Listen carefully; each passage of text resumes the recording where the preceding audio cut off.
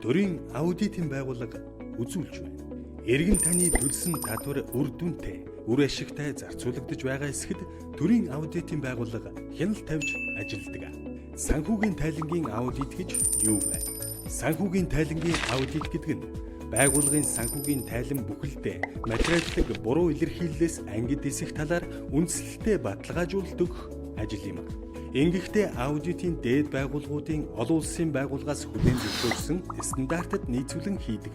Санхүүгийн тайланг бүх материаллык зүйлсийн хувьд холбогдох санхүүгийн тайлагналын үзэл баримтлалын дагуу бэлтгэсэн эсэх талаар аудитор санал дүгнэлтээ илэрхийлснээр санхүүгийн тайлагийн зорилтод хэрэглэгчдийн зүгээс үзүүлэх итгэл үнэмшлийн хэмжээг нэмэгдүүлэхэд санхүүгийн тайлагийн аудитын зорилго оршино.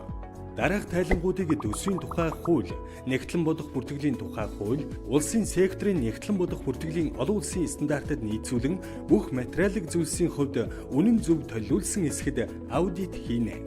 Улсын секторын байгууллагуудын хувьд санхүүгийн тайлангийн зорилтод хэрэглэгч нь хууль тогтоох байгууллага байдаг. Хууль тогтоох байгууллага нь засгийн газраас гаргасан мэдээлэлд үндэслэн шийдвэр гаргадаг тул эдгээр мэдээллийн найдвартай байдлыг санхүүгийн аудитаар дамжуулан баталгаажуулдаг. Тэгвэл төсвийн тухай хууль заасны дагуу санхүүгийн тайланд аудит хийх цаглбарыг та бүхэнд танилцуулж байна. Төсвийн шууд захирагч, төрийн болон орон нутгийн өмчит, төрийн болон орон нутгийн өмчийн оролцоотой хуулийн этгээд, төсвийн төвлөрүүлэн захирагч, төсвийн ерөнхийлөн захирагч, засгийн газрын санхүүгийн нэгдсэн тайлан. Санхүүгийн тайлангийн аудитын хамрах хүрээ, аудит хийх шатлалыг та бүхэнд танилцуулж байна.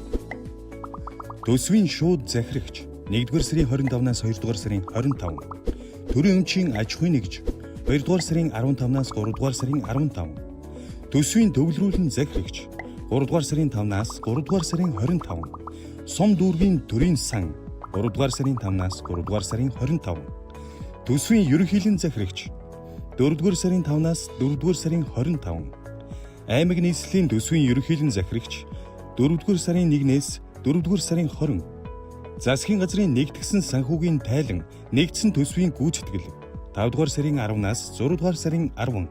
Дээр дурдсан хуулийн хугацаанд санхүүгийн тайлангийн аудитыг хийж, дүгнэлт, зөвлөмж бүхий аудитын тайлан гаргаж, олон нийтэд нээлттэй ил тод байдлаар танилцуулдаг юм.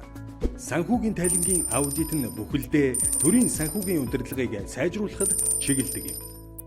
Үндэсний аудитын газар, нээлттэй нийгэм форум.